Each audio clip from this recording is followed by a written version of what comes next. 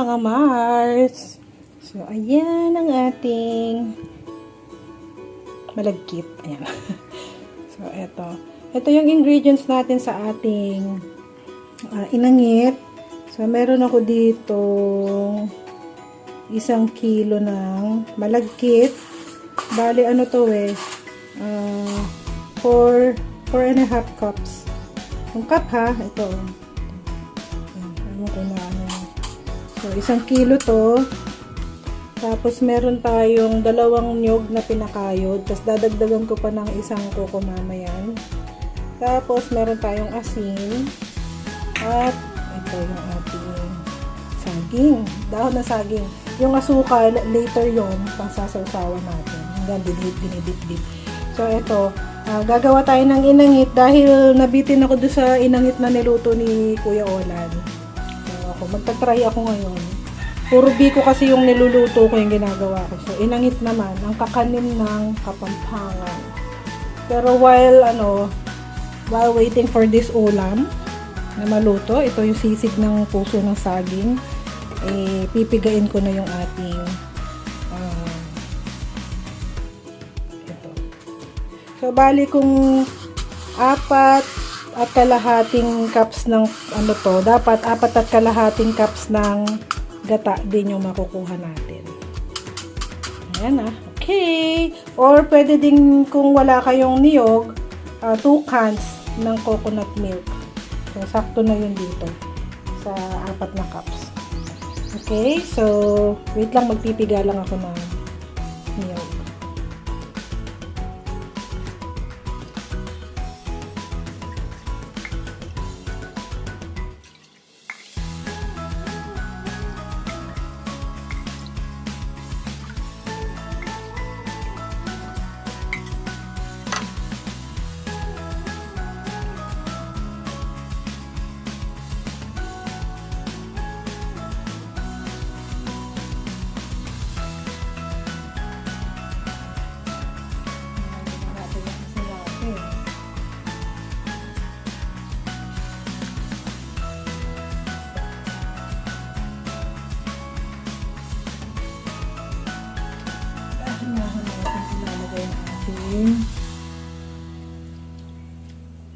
Bigas.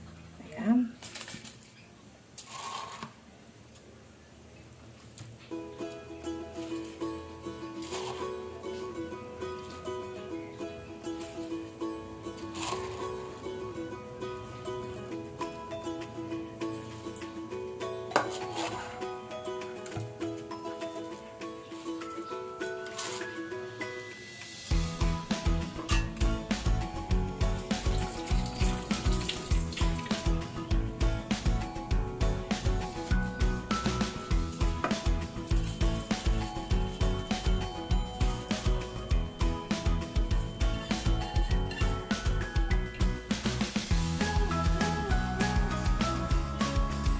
Ihahalo na natin siya. Ayan.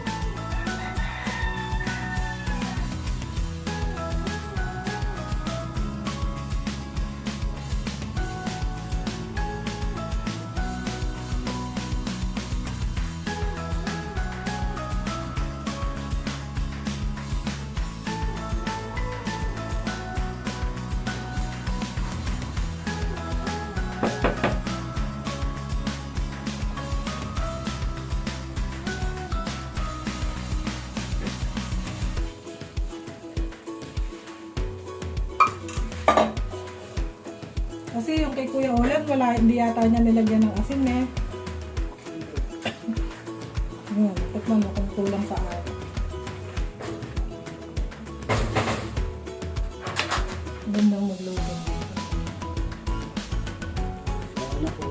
Silbi din nito. Pwede ka naman. Makala sa alat. Ano? Gata pa yung nalasa. Walang alat. Nagyan pa. Ano? Ibig sabihin ko, kay Sarah, pamunta. Yung ganyan. Oo, may mga ano naman siya, second hand. Parang nasusunod doon. Hindi nga lang may ganyan na Hindi, gagamitin mo lang sa pag may gasol. So, eto mga Mars. ano na to natin, i-in na sa dahon ng saging para mag-tosta siya. Ayan. Kung nakikita nyo, parang hindi siya luto. Maluluto yan kasi yung dahon ng saging is nagtutubig yun eh. Kumakatas yung nagmo-moist pala siya pag inin mo dun yung ating kemerut. Kemerut talaga. Meron naman tayo merienda. Maglalagay na tayo ng dahon ng saging dahil i-in natin yung ating papain-in natin yung ating dito. Kailangan mag-ano siya eh, tutong. Kailangan magtutong siya. Malinis siya, nilalasan ko.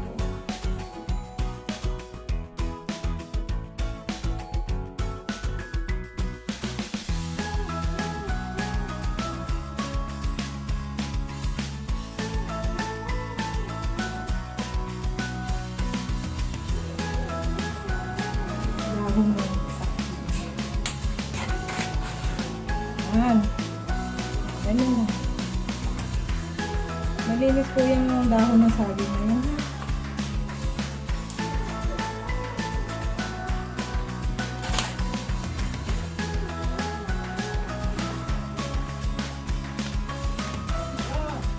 Tapos, kami lang ba yan?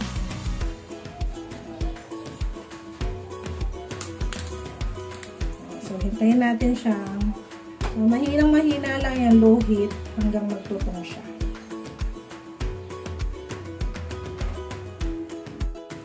Ito na mga Mars, ang ating inangit.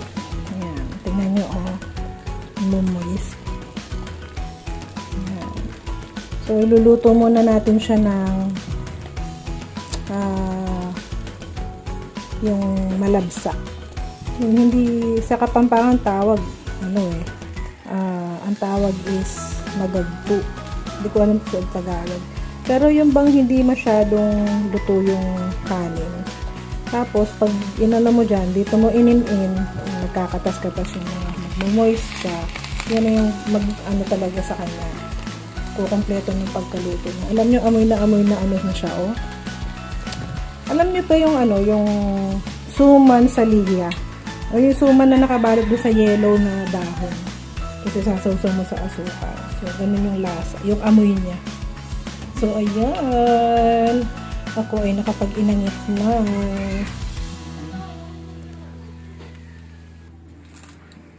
Ay, pwede nang ibaligtad to, oh. Ayan, oh. Ito. Ayan. So, medyo nagtutong na siya. Ibabaligtad siya. Yun ang problema. Paano ibabaligtad? Wait lang. Itsura niya mga Mars. Dalagdagan ko lang dito.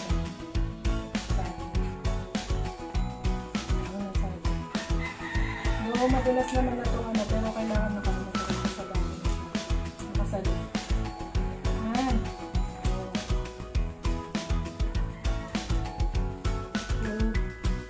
Flip lang yan. Tapos ganun pa rin. Kaya natin magtutong yung lalim. Natin ulit yan.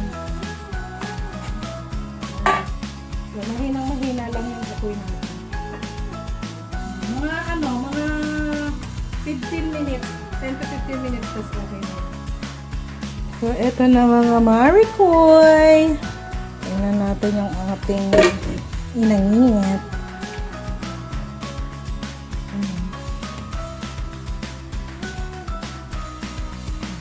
Ito na, amoy ko. So, ito na inangit natin. Tingnan natin kung medyo nagsusunog-sunog na sa ilalim. Kasi yun naman ang purpose natin, yung medyo magsunog-sunog siya sa ilalim. Ayan. Ayan.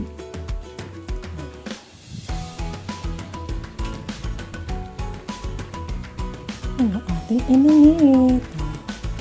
Parang gusto kong tikman muna kung ano yung lasa. Tikman natin tong kapuranggot na. Kung anong lasa nito.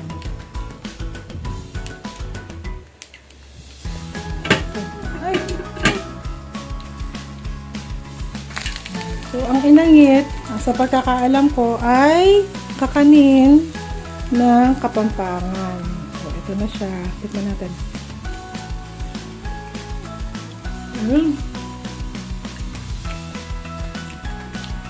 Lasang ano yung suman sa dilaw na dahon.